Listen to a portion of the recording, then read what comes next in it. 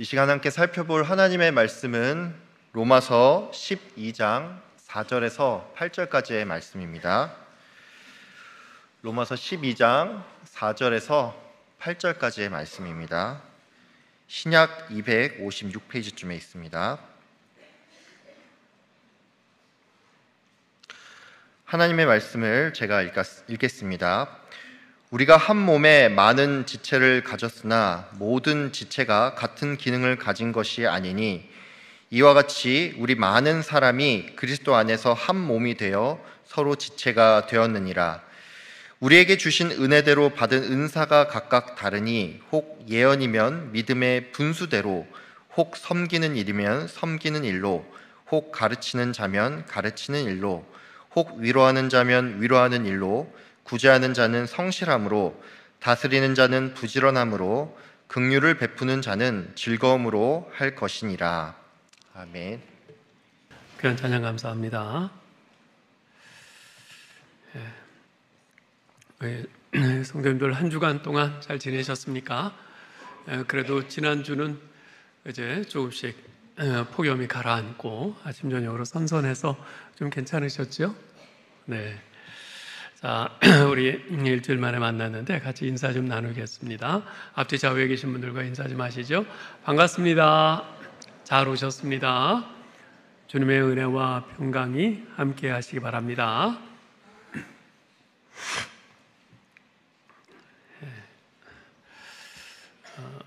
성경에서는 우리 하나님과 우리 신자들의 관계를 다양한 비유적 표현으로 묘사하고 있습니다. 예를 들면 아버지와 자녀, 왕과 백성, 목자와 양, 또 남편과 아내 등의 표현이 그런 것이죠.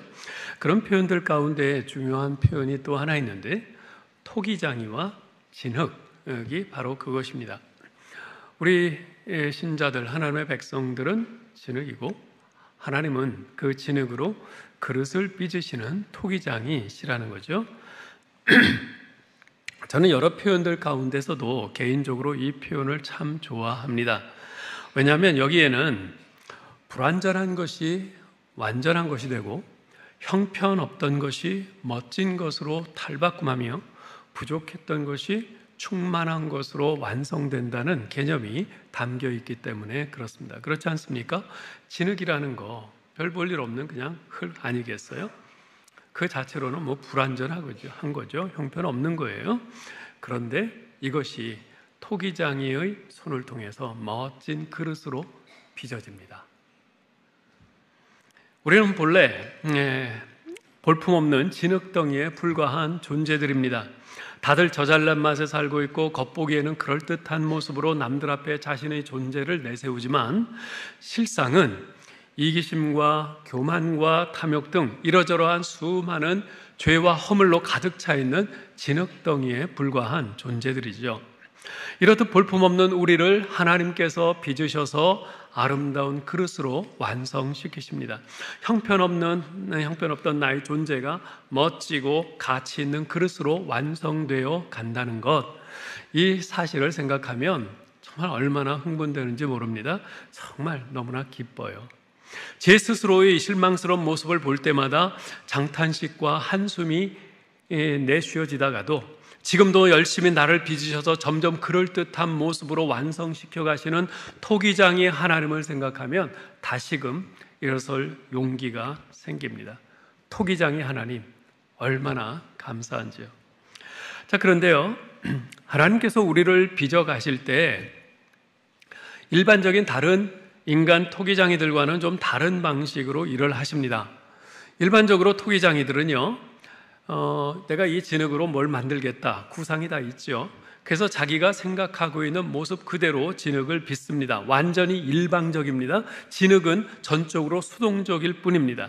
토기장이 손길이 닿는 대로 빚어질 수밖에 없습니다. 그 과정 속에서 진흙 스스로가 자신의 의지에 따라 부분적으로나마 참여를 할 여지는 조금도 없습니다. 완전히 일방적으로 토기장의 손가락 가는 대로 만들어질 뿐입니다. 그러나 하나님께서 일하시는 방식은 그와는 전혀 다릅니다. 우리 인간이라는 진흙은 지성과 감정과 의지를 가진 인격적 존재이기 때문에 하나님께서는 우리를 빚어가실 때 인격적인 방식으로 행하십니다. 우리는 완전히 수동적으로 마치 로봇처럼 하나님의 손끝이 움직여 가는 대로 아무 생각 없이 따라가야만 하는 그런 방식으로 빚어지는 것이 아닙니다. 하나님께서는 우리의 생각과 감정과 의지를 존중하십니다. 그래서 우리가 빚어지는 과정에서 우리의 스스로 참여할 여지를 주십니다. 하나님께서 우리를 어떤 모습으로 완성시키시겠다는 궁극적인 그 그림과 의지는 가지고 계시지만 그 과정에 있어서는 우리가 능동적으로 참여하면서 변화되어 갈 수 있도록 우리를 존중하시고 우리에게 여지를 주시는 것입니다. 하나님이 우리에게 주시는 그 여지 가운데 하나가 바로 공동체입니다. 하나님께서는 우리 그리스도인들을 깊고 조용한 산 속에서 혼자 명상하며 돌을 닦음으로써 그렇게 완성되도록 하지 않으셨습니다. 왜냐하면 하나님께서 우리를 완성시키시려는 궁극적인 목표 지점은 예수 그리스도를 닮는 인격의 완성이기 때문에 그렇습니다. 우리 인격의 완성은 결코 혼자서는 되지 않습니다. 내가 아무리 깊은 산 속에서 조용히 매일 명상을 하며 폭포수 앞에 앉아서 그렇게 명상을 하고 마음을 차분히 다스리고 그렇게 돌을 닦고 나왔다 할지라도 그렇게 해서 이젠 됐다 하면서 나왔는데 길을 가는데 갑자기 누가 옆에서 가래침을 탁 뱉었는데 그것이 내 얼굴에 튀어봐요. 산속에서 돌을 닦고 평정심을 가졌던 것이 일순에 깨집니다. 이게 이런단 말이죠. 우리 인격의 완성은요 결코 혼자선 되는 것이 아닙니다. 그것은 다른 사람들과 함께 더불어 살면서 부딪히고 깨지고 채워지고 함으로써만 가능한 것입니다. 그래서 하나님께서는 우리를 이 교회 공동체라는 커다란 틀 속에 집어넣으셔서 우리의 인격이 그 안에서 빚어지고 완성되도록 하십니다. 그 안에서 우리는 함께 완성을 향해 나가야 하는 것이죠. 따라서 우리 신앙생활에 있어서 이 공동체의 역할이라고 하는 것은 거의 절대적입니다. 오죽하면 예수 그리스도 우리 주님께서 자신의 정체성을 우리 신자 공동체의 머리로 그렇게 규정하셨겠어요? 골로새서 1장 18절에 보면 말씀하죠. 그는 몸인 교회의 머리시라. 그는 몸인 교회의 머리시라. 예수님께서 우리 교회 공동체의 머리가 되시고 우리 교회 공동체는 그분이 몸이 될 만큼 우리 교회 공동체가 중요한 것입니다. 따라서 우리 그리스도인들은 이 교회 공동체에서 신앙생활을 잘 하는 것이 신앙 성장의 관건이 됩니다. 우리 공동체를 아름답게 잘 가꾸어 가야 그 안에서 우리들 개개인도 온전한 모습으로 빚어지게 되는 것이죠. 자, 그러면 아름다운 공동체를 만들어가기 위해서 어떻게 해야 합니까? 지난 시간에 말씀드린 것처럼 우리 신자와 공동체의 관계에서 우리 신자들은 뭘 잘해야 된다고 그랬죠? 바라보기를 잘해야 된다고 그랬어요. 한번 복습해 볼까요? 하나님과의 관계에서 우리 신자는 뭘 잘해야 된다고 했습니까? 따라하기를 잘해야 된다고 그랬어요. 하나님이 말씀하시는 대로 하나님 말씀하신 대로 잘 따라서 순종하는 것, 그것이 중요하다고 했어요. 근데 우리 신자들과 공동체와의 관계에서는 우리는 바라보기를 잘 해야 합니다. 특별히 두 가지 면에서 바라보기를 잘해야 된다고 그랬죠. 첫째로는 자기 자신 바라보기를 잘해야 합니다. 12장 3절에서 바울은 이렇게 말씀합니다. 읽어보죠. 너희 각 사람은 마땅히 생각할 그 이상의 생각을 품지 말고 오직 하나님께서 각 사람에게 나눠주신 믿음의 분량대로 지혜롭게 생각하라. 자신이 어떤 존재인지 자신의 모습을 객관적으로 잘 성찰해야 한다는 겁니다. 근데 자신의 모습을 어떻게 성찰한다고 그랬어요? 거울인 말씀의 거울 앞에 자신을 비춰봐야지 제대로 성찰할 수 있습니다. 그래야 내가 공동체를 위해서 바르게 기여할 수 있습니다. 그렇지 않고 내 스스로에 대한 착각 속에서 내 분량 이상의 것을 무리하게 고집 피우고 교만하게 행하면 공동체가 망가집니다. 그리고 결국 내 자신도 망가지죠.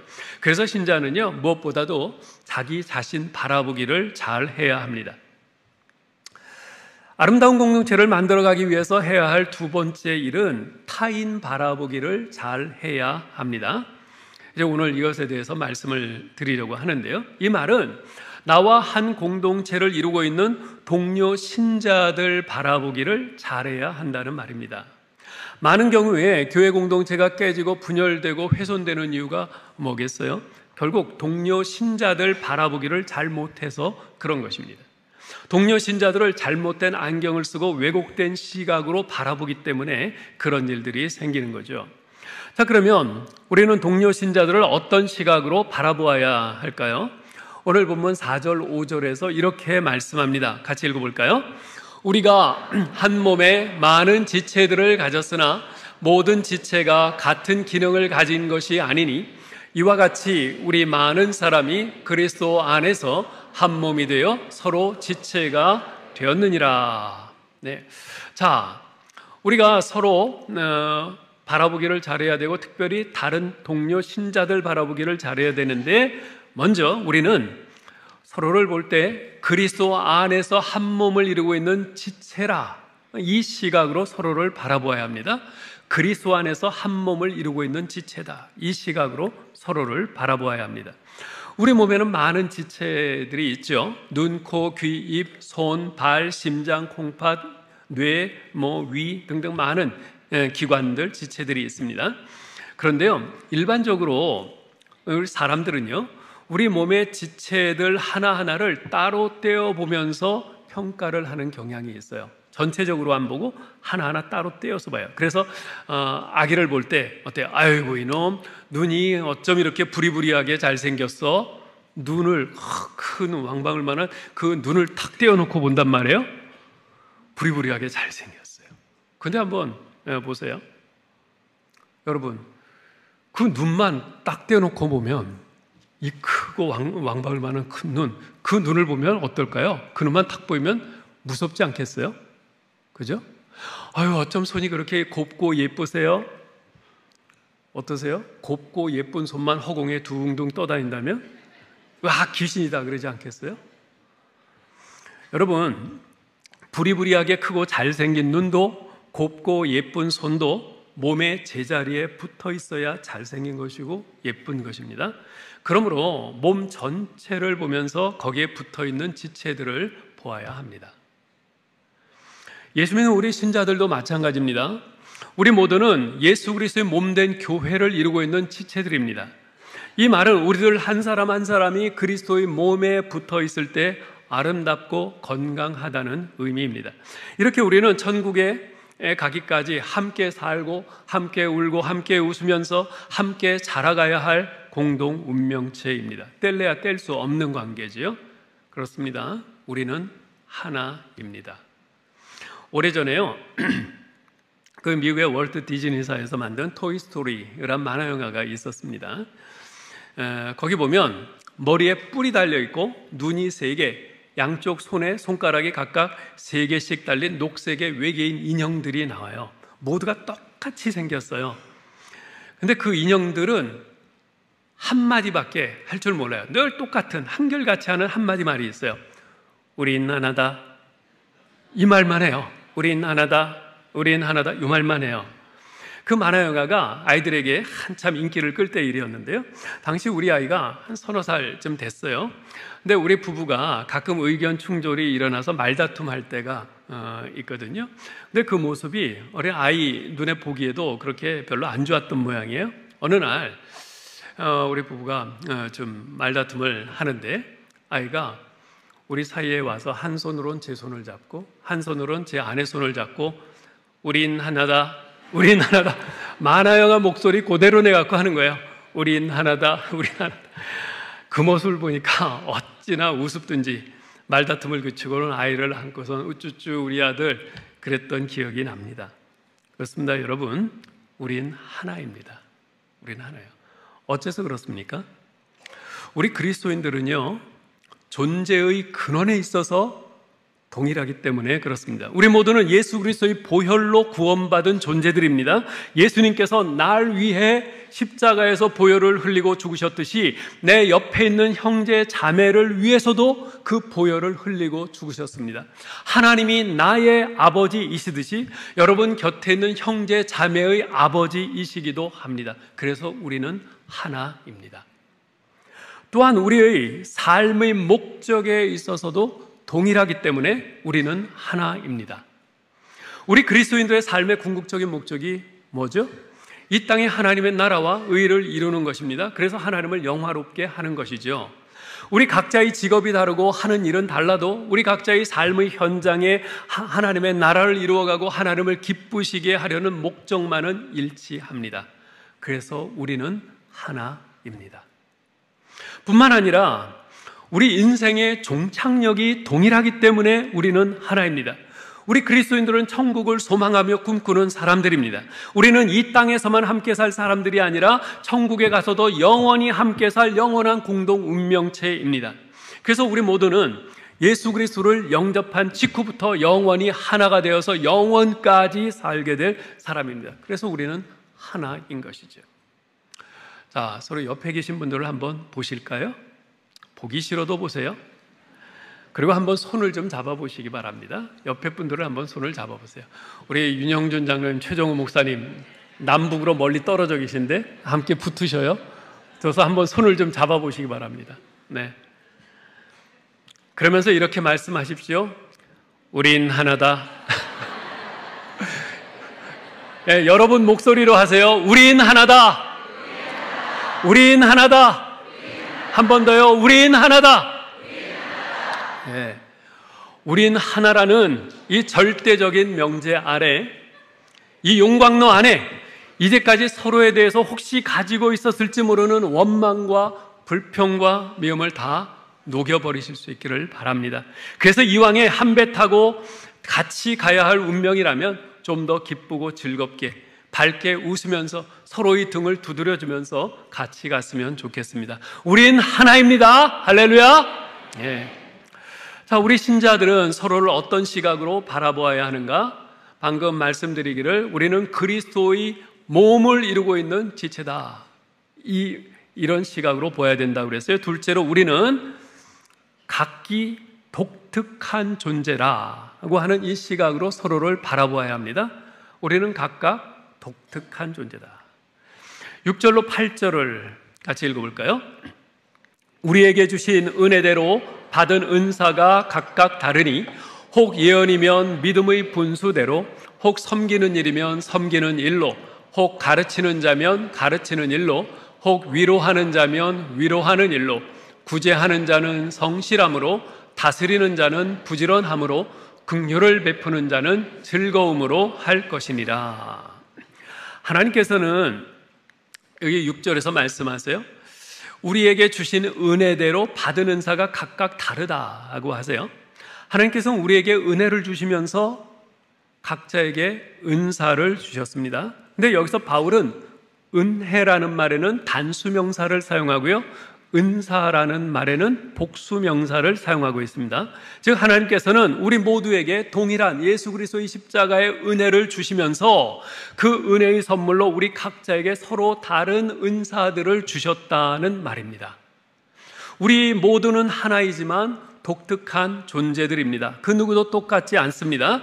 하나님께서 우리 각 사람에게 주신 은사들이 다릅니다. 은사를 영어로는 탤런트 또는 기프트라고 합니다.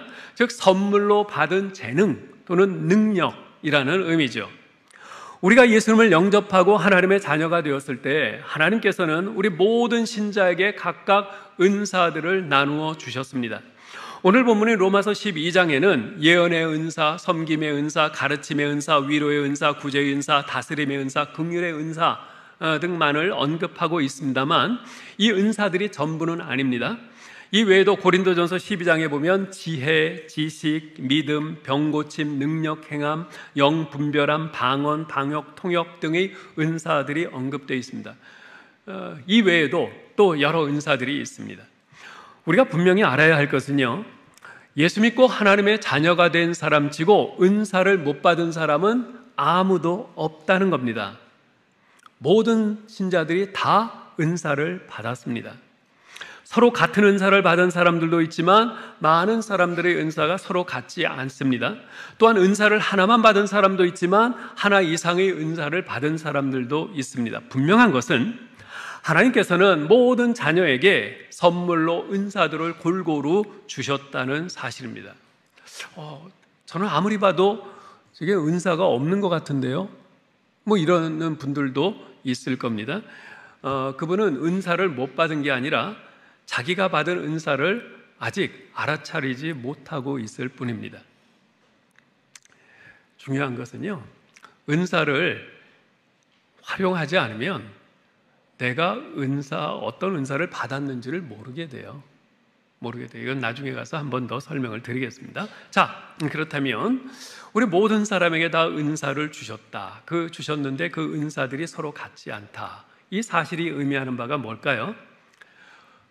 우리는 서로를 바라볼 때 독특한 존재로서 바라보아야 한다는 겁니다. 독특하다는 것은 다르다는 겁니다. 다르다는 거예요. 다르다는 것을 간혹 틀렸다 이렇게 생각하는 분들이 있는데 그렇지 않습니다. 다른 것이지 틀린 것이 아닙니다. 자, 그런데 우리들은 천성적으로 나와 다른 것은 잘 용납하지 못하는 경향이 있습니다. 그래서 식당에 가서 음식을 주문할 때도 그러잖아요. 시간도 없는데 복잡하게 여러 가지 시킬 거 없어. 그냥 짜장면은 통일해. 그러면서 엄한 데서 통일을 찾아요. 다른 사람들이 나와 다른 것을 시키면 은근히 좀 불안해하기도 합니다. 이거 나만 잘못 시킨 거 아니야? 이런 마음도 들죠. 이것이 음식 주문에만 관계된 것이라면 별 문제될 것은 없을 겁니다. 그러나 문제는 이러한 태도가 다른 사람을 바라보는 우리의 시각에 깊은 영향을 미치고 있다는 사실입니다. 그 사람의 성품이 바르냐 바르지 않냐, 또는 그가 하는 일이 옳으냐 그르냐 보다도 그 사람이 나와 같은가 아닌가 하는 것이 그 사람과의 관계를 어떻게 설정할 것인가 하는 문제를 결정짓는 훨씬 더 중요한 요인이 되고 있는 거죠. 그래서 우리가 매번 대통령 선거, 국회의원 선거, 지방선거 등 여러 선거들을 치릅니다만 그때마다 그 후보의 인격이 어떻고 정책은 어떻고 국가에 대한 비전은 어떤가 하는 이것에 따라서 표를 찍는 것이 아니라 그 후보의 소속이 더불어민주당인가 국민의힘인가, 그 후보의 출신 고향이 영남인가 호남인가 아니면 충청도인가, 그 후보가 어느 학교 출신인가, 그 후보의 종교가 기독교인가 불교인가 등등 이런 것들이 훨씬 더 중요한 요인이 되고 훨씬 더 중요한 이슈가 되고 그에 따라서 유권자들이 무조건 그것에 따라서 표를 던지는 안타까운 현실을 보지 않습니까?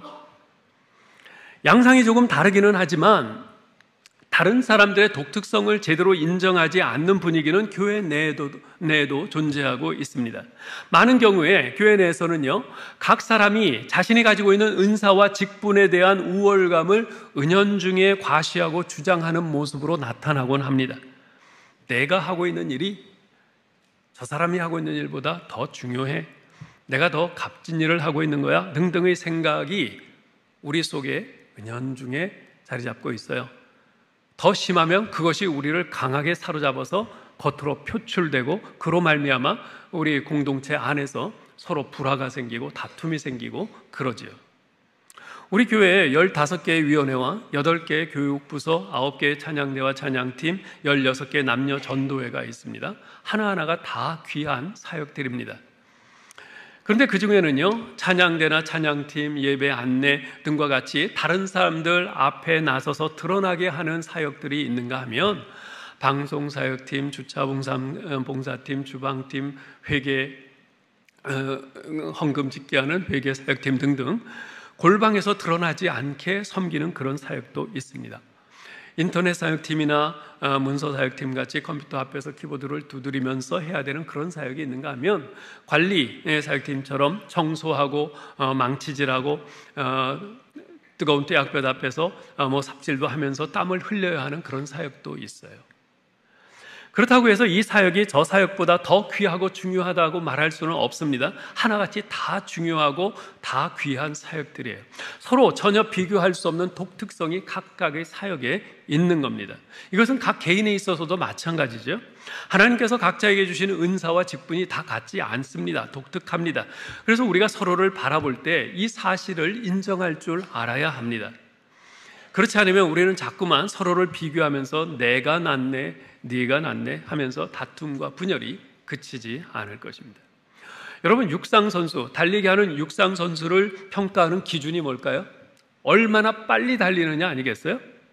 그런데 그것을 기준 삼지 않고 그 선수가 얼마나 잘생겼냐, 그 선수가 입고 있는 유니폼이 나이키냐 아디다스냐 그런 걸 가지고 따진단 말이에요. 그게 말이 됩니까? 안 되죠.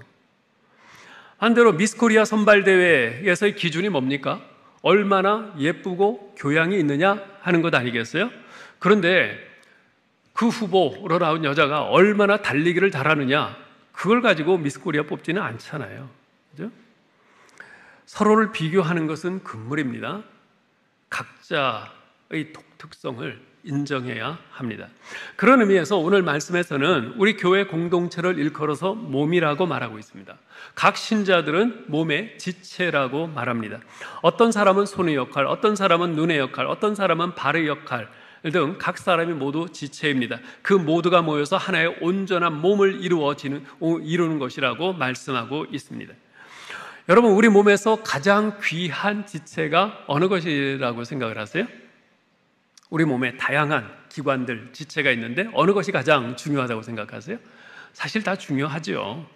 어느 것 하나 소홀히 여겨도 되는 지체는 없습니다. 그러나 굳이 비교하자면 상대적으로 좀 더 중요하게 여겨지는 지체가 있고 좀 덜 중요하게 여겨지는 지체는 있을 겁니다. 예를 들면 맹장보다는 팔이 좀 더 중요하다고 할 수 있을 거예요. 제가 의학적인 지식이 맞지 않아서 잘 모르지만은 맹장은 떼어내도 없어도 별 불편함 없이 살지 않습니까? 그런데 팔이 없으면 우리 생활은 아주 대단히 불편할 겁니다. 우리 손을 한번 생각해 보세요. 이 손으로 맛있는 음식을 만들 수 있습니다. 또 집도 지을 수 있어요. 이 손으로 배드민턴, 탁구, 테니스, 농구, 야구 등 운동을 할 수 있습니다. 이 손으로 음식을 떠먹고요, 세수를 하고 수많은 일들을 할 수 있습니다. 그야말로 우리의 하루 생활 중에서 손이 없이는 아무것도 할 수 없을 만큼 손이 많은 일들을 합니다. 어떤 면에서 보면 우리 몸의 여러 기관들 가운데 손이 가장 필요하고 중요한 역할을 하는 것처럼 보이기도 합니다. 근데 손의 역할이 그처럼 중요하다고 해서 우리 몸의 이곳저곳에 손이 여러 개 달려있다고 한번 생각을 해보세요. 매우 드물지만 태어날 때 선천적으로 팔이 하나 더 달려서 나오는 사람이 있을 수 있습니다. 야, 저 사람은 팔이 하나 더 있으니 더 많은 일들을 할 수 있어서 좋겠다. 나도 저 사람처럼 팔이 하나 더 달렸으면 좋겠어. 이럴 사람 있으세요? 예? 그럼 제 팔 때도 붙여드릴게요.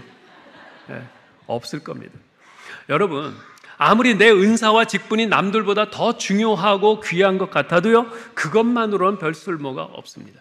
다른 형제자매들의 은사와 직분들과 함께 협력하게 될 때, 그때야 비로소 시너지 효과가 일어나서 나의 은사도 더 빛을 발하고 아름다운 그리스도의 몸이 세워지게 되는 것입니다. 지난 5월 23일, 24일에 미얀마 단기선교 후원을 위한 나눔 장터 바자회가 있었습니다. 날씨도 무척 좋았고요. 수많은 손님들이 방문해서 성황을 이루었습니다. 결과도 기대 이상이었죠. 그러나 담임 목사로서 무엇보다도 감사하고 기뻤던 것은 그러한 결과를 이루어내기까지의 진행 과정이었습니다. 계획하시는 선교부의 분들은 계획하는 분들대로 하나님께서 주시는 은사를 따라 치밀하게 아주 잘 준비를 했어요. 우리 교우들께서는 그런 계획에 적극적으로 잘 협력해 주셨습니다. 미처 다 정리를 할 수 없을 정도로 많은 옷을 비롯해서 책, 장난감, 주방용품 등 많은 물건들을 우리 많은 교우들께서 기증을 해 주셨어요. 그리고 후원금으로 대신해 주신 분들도 적지 않았습니다. 각 여전도회에서는 각자의 손맛에 따라서 정성껏 최고의 음식들을 준비를 했고요. 또 성도님들이 정성껏 내주신 그 많은 옷들 하나하나를 잘 정리하고 분류해서 진열해 주신 분들도 있습니다. 아침 일찍부터 나와서 전기 설비를 해주고 또 그 물건들을 진열할 책상들을 준비해 주신 분들이 있어요. 각 품목들의 명칭과 가격표를 만들어서 붙여주신 그런 분들도 있고요. 또 5분 대기조처럼 기다리고 있다가 여기저기서 손이 필요한 곳마다 부르면 가서 온갖 굳은 일들을 땀 뻘뻘 흘려가면서 하느라 애쓰신 그런 분들도 있습니다. 또 자기 돈으로 음식을 사서 수고하시는 분들을 대접해 주신 그런 분들도 있어요. 그리고 다 끝난 후에 마지막까지 남아서 청소와 정리정돈을 해주신 그런 분들도 있죠.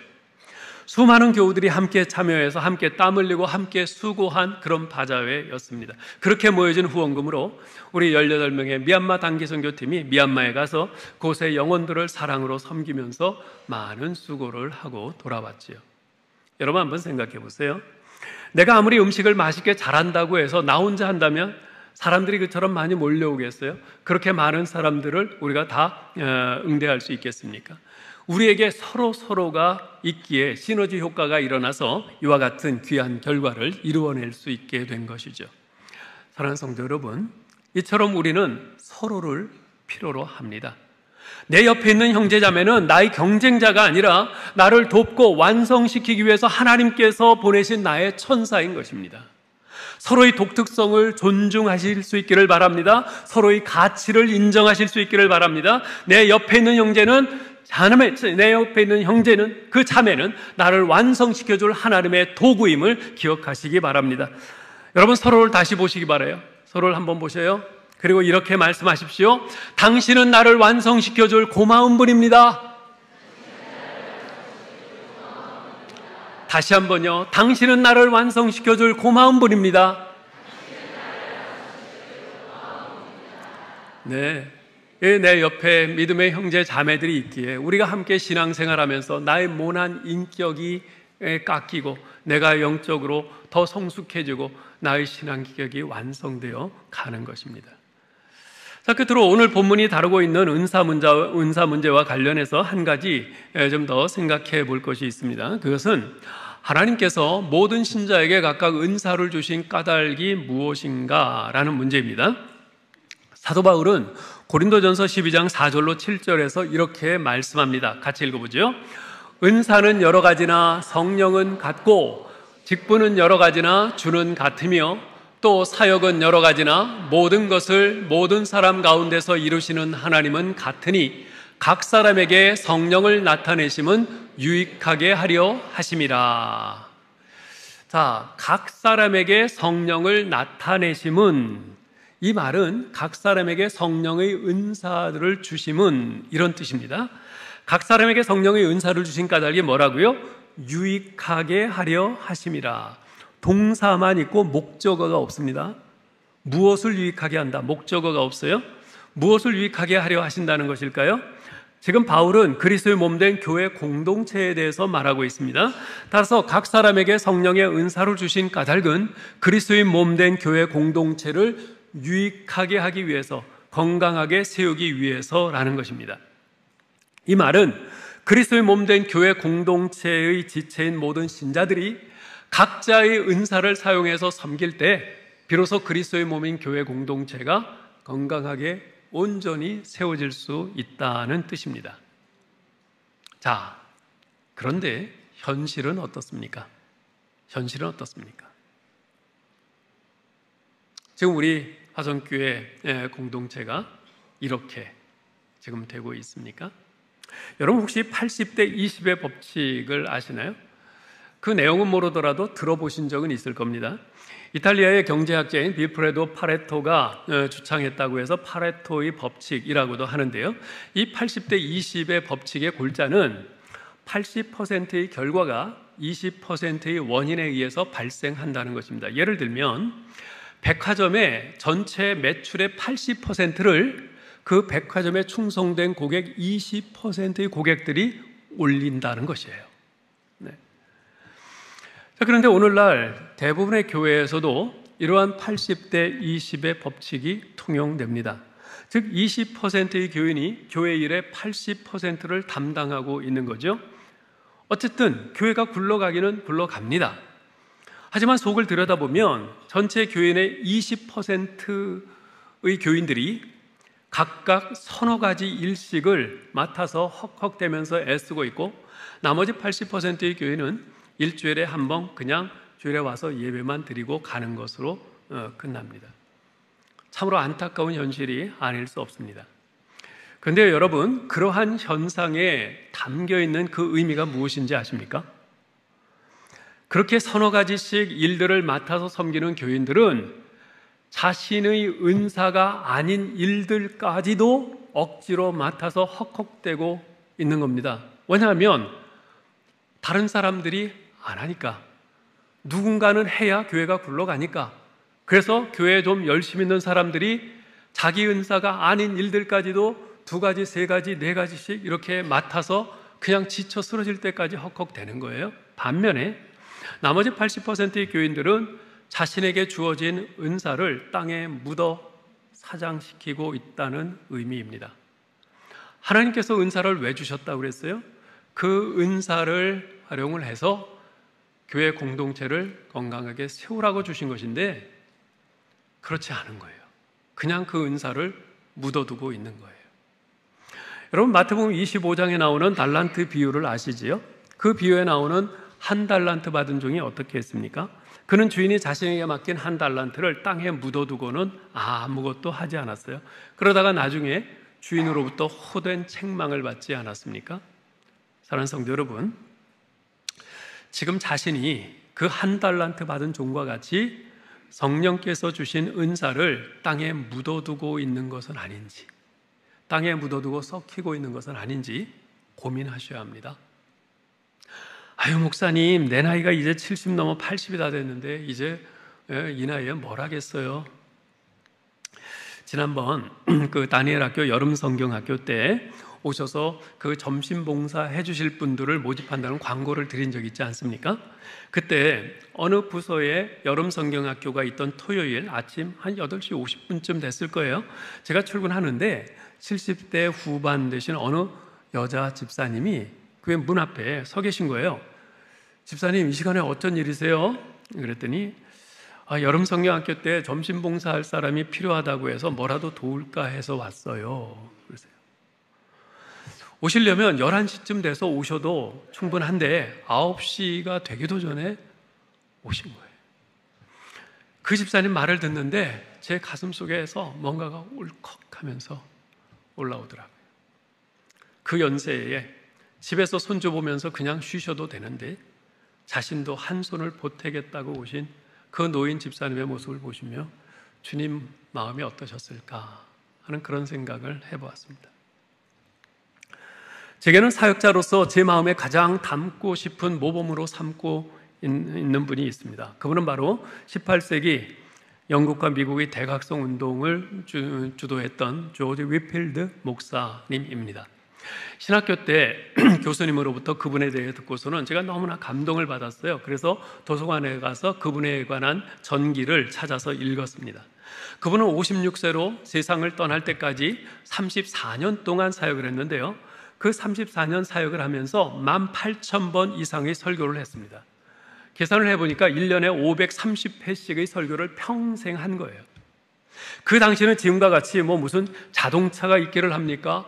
비행기를 타고 다니면서 말씀을 전할 수 있습니까? 그런 것이 없던 때예요. 기껏해야 마차를 타고 다닐 뿐 거의 걸어 다니면서 10리길, 20리길, 50리길을 걸어 다니면서 말씀을 전하던 때입니다. 그런 시절에 하루에 2번씩 거의 1년 내내 그렇게 다니면서 설교한다는 것은 공사판에서 막노동하는 것보다도 훨씬 더 힘들고 탈진되는 그런 일입니다. 한 번은 그분이 그렇게 사역을 하다가 병이 나서 쓰러졌어요. 그러자 친구가 말을 합니다. 이보게 위필드, 이제 그만 쉬게, 몸 생각도 해야지. 그러자 위필드 목사님이 이런 대답을 했다고 그래요. 나는 이렇게 쉬다가 죽기보다는 내 몸의 힘이 모두 소진될 때까지 사역을 하다가 주님께 가기를 원한다네. 이런 조지 위필드의 삶을 누군가가 다음과 같은 한마디로 요약을 했습니다. 조지 위필드는 주 예수 그리스도를 불같이 사랑하였고 주의 일에 대하여 지칠 줄 모르는 근면한 사람이었다. 그는 하나님께서 자신에게 주신 생명과 은사와 시간과 힘과 직분을 가지고 미니멈으로 최소치의 적당한 삶을 산 사람이 아니라 최선을 다해서 맥시멈, 최대치의 삶을 산 사람이었습니다. 그렇게 살다가 주님 앞에 간 이 조지 위필드를 보시면서 주님께서 뭐라고 하셨을까요? 모르긴 몰라도 2달란트, 5달란트만 맡아서 충성스럽게 섬겨서 2달란트, 5달란트를 남겼던 그 종들에게 하셨던 말처럼 잘하였도다 착하고 충성된 종아, 그러지 않으셨겠습니까? 여러분도 저도 조지 위필드 목사님처럼 하나님께서 우리에게 주신 생명과 은사와 시간과 힘과 직분을 가지고 최선을 다해서 맥시멈 최대치의 삶을 살았으면 좋겠습니다. 그럴 때 하나님의 은혜로 구원받은 우리 하나님의 백성 공동체가 온전히 하나로 세워지고 그 모습을 보시면서 하나님께서 정말 기뻐하시지 않겠어요? 이제 말씀을 맺겠습니다. I and thou, 나와 너라는 저서로 유명한 마틴 부버는 이런 말을 합니다. 인생을 살아가며 나는 한 가지 분명한 사실을 알게 되었다. 그것은 열린 마음을 잃지 않는 것이 무엇보다 중요하다는 것이다. 열린 마음이야말로 사람들에게 가장 중요한 재산이다. 그렇습니다. 열린 마음이 중요합니다. 물론 우리가 마음을 열 대상들이 굉장히 많죠. 근데 그 가운데서 특별히 오늘 말씀과 관련해서 우리는 다른 사람들에 대해서, 특히 우리 동료 그리스도인들에 대해서 활짝 열린 마음을 갖는 것이 필요합니다. 물론 서로에 대해서 정말 얼굴이 찌푸려지고 마음이 다치는 그런 모습들도 있죠. 그런 순간들도 있을 겁니다. 그러나 오늘 쭉 여러분 말씀을 들으셨어요. 우리는 동료 그리스도인들에 대해서 마음을 닫기보다 열고 서로를 받아주고 바라볼 그 이유가 훨씬 더 많은 사람들입니다. 오늘 이후로 우리 서로 바라보기를 잘하십시다. 서로 만날 때마다 활짝 열린 마음으로 서로를 바라보십시다. 그래서 예수 그리스도의 보혈로 덧입혀지고 함께 천국 백성된 서로의 가치를 제대로 바라볼 수 있는 저와 여러분 될 수 있기를 바랍니다. 아무쪼록 우리 모두는 그리스도의 보혈로 하나가 되어 그리스도의 한 몸을 이루고 있는 존재들임을 명심해야겠습니다. 그리고 서로의 독특성과 그 가치를 인정하며 내 옆의 형제자매가 나를 완성시켜줄 고마운 존재임을 기억하면서 함께 협력하여 하나님 나라를 이루어 가실 수 있기를 바랍니다. 그러할 때 하나님께서 그런 우리의 모습을 보시며 참으로 기쁨을 이기지 못할 것이고 우리 자신도 신앙생활하는 진정한 기쁨을 맛볼 수 있지 않겠습니까? 할렐루야! 네, 기도하겠습니다. 하나님 은혜를 감사합니다. 아버지 하나님, 우리를 홀로 신앙생활하게 하지 않으시고 이렇게 함께 교회 공동체를 이루어 이 안에서 함께 신앙생활하게 하시니 감사합니다. 이 안에서 마치 시냇물 안의 그 돌멩이가 물살에 의해 깎이고 서로 부딪히고 깎이면서 맨들맨들하게 다듬어지듯이 우리의 부족했던 신앙 인격이 다듬어지고 우리 주 예수 그리스도를 닮는 신앙과 인격으로 점점 성장해 가게 하시니 감사합니다. 아버지요, 우리가 서로를 향해서 이러한 열린 마음으로 바라보게 하여 주시옵소서. 하나님, 서로의 가치를 인정하며 바라보게 하여 주시옵소서. 하나님, 우리에게 주신 이 은사들을 가지고 서로 경쟁하는 것이 아니라 서로 합력하여서 주님의 몸 된 이 교회를 더욱더 건강하고 아름답게 잘 세워가는 우리 모두 되게 하여 주옵소서. 우리 주 예수 그리스도의 이름으로 기도하옵나이다. 아멘.